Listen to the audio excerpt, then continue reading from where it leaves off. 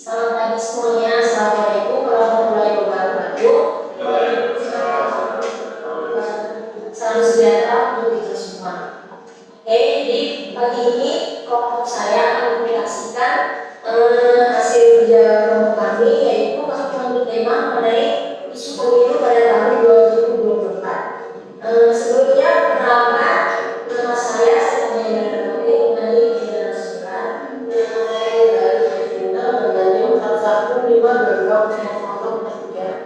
dan saya usia dengan NIM 2000. Oke, jadi di sini kami memiliki dua poin mengenai isu pemilu 2024 ini yang akan disampaikan oleh teman-teman. Oke, kalau pembukaan di sini aku mau mengumumkan pembahasan yaitu maraknya isu pemilu beragam 2024. Oke, jadi pembahasan awal itu biasanya ada peluang dalam politik untuk mempengaruhi pilihan yang memiliki vote atau penyelenggaraan pemilu dengan imbalan materi atau yang lainnya. Dan isu permasalahan ini berkaitan dengan pengaruh uang dalam pemilihan partai atau vote pemilu tersebut. Biasanya mereka memberi suara. Dan contoh suatu itu biasanya juga berupa bantuan pada masyarakat, dan biasanya partai-partai tersebut melakukan penyuapan tersebut mendokumentasikan agar hal tersebut biasanya itu dijadikan sebagai bukti. Biasanya contoh penyuapan tersebut mereka membagikan sembako, kebaikan jalan dan penonton sekolah-sekolah agar masyarakat memilih partai tersebut. Permasalahan ini berkaitan dengan dugaan tindakan kecurangan selama pemilu seperti memberi uang atau membagikan sembako untuk masyarakat. Kali terakhir pemilihan DPR di daerah di NTT, di mana sebuah partai dari Partai Golkar, mereka terkena isu bahwa partai mereka melakukan kecurangan, yaitu dengan memberikan uang kepada masyarakat. Adanya polarisasi politik, penyebabnya pembagian masyarakat terhadap pandangan politik masing-masing sesuai dengan yang mereka punya. Permasalahan ini kondisi sosial dan bagaimana politik antar kelompok masyarakat yang mudah muncul karena adanya gesekan antar kedua kubu sehingga menjadi hilang. Jadi dilanjut dengan saya menjelaskan tentang landasan teori-teori politik. Yang di sini beberapa teori yang kami bahas mengambil dari teori menurut Agustin Rane. Di sini kriteria pokok sebuah pemilu yang demokratis. Yang pertama itu ada kebebasan dalam memberikan suara. Jadi pemilih dapat menentukan pilihannya secara bebas, artinya tidak ada paksaan dari pihak siapapun. Jadi warga negara itu berhak memilih atas hati nuraninya gitu.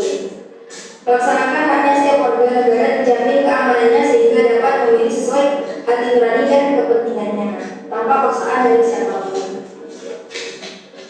Yang berikutnya kejujuran dalam penghitungan suara. Nah, kejujuran di sini seperti transparansi atau keterbukaan seperti itu sangatlah diperlukan dalam proses perhitungan suara, karena keseluruhan dari proses pemilu akan sia-sia jika tidak ada kejujuran di dalamnya seperti itu. Terus penyelenggaraan secara periodik. Nah, seorang penguasa tidak boleh kayak sesuka hati untuk memilih calonnya seperti itu. Dalam artian penyelenggara pemilu tidak boleh diajukan atau mundur atas kehendaknya sendiri.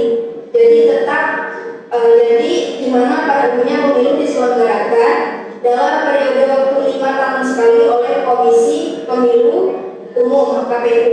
Nah, pendapat ini mengenai kriteria pemilu demokratis ini memang sudah semestinya diterapkan dalam setiap pemilu, karena dengan adanya unsur tersebut dalam pemilu pastinya akan tercipta pemilu yang demokratis, dan ini juga merupakan kewajiban bagi penyelenggara pemilu agar benar-benar memahami kriteria tersebut dengan ditegakkannya kejujuran dan keadilan dalam pemilu.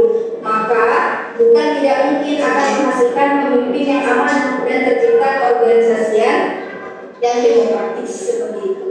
Dilanjutkan dengan teman-teman saya ulangi untuk kesimpulan. Jadi di sini yang terakhir saya akan menjelaskan mengenai kesimpulan dan juga resolusi. Nah, jadi kami mengambil kesimpulan bahwa seperti yang kita ketahui bahwa setiap kali kalau ada pemilu itu terjadi banyak sekali adanya isu-isu mengenai seperti Partai A mengalami isu bahwa partai mereka itu memberi sokongan kepada masyarakat agar masyarakat tersebut memilih partai mereka. Lalu fakta yang terjadi zaman sekarang ini banyak kegiatan kampanye yang dilakukan untuk menyerang lawan politiknya dengan melakukan kampanye gelap atau black campaign. Kampanye tersebut merupakan model kampanye dengan cara membuat suatu isu atau gosip yang ditujukan kepada pihak lawan tanpa didukung fakta atau bukti yang jelas atau fitnah.